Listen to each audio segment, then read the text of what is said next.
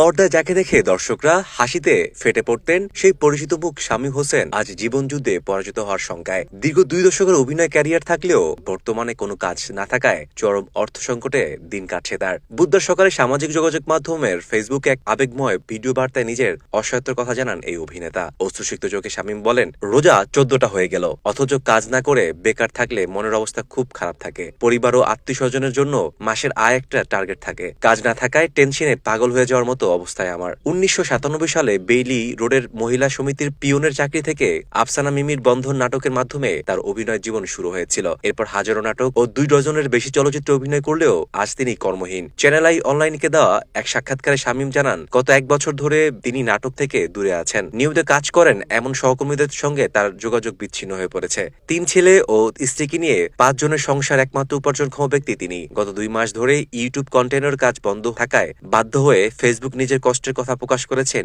এই মধ্যবিত্ত অভিনেতা।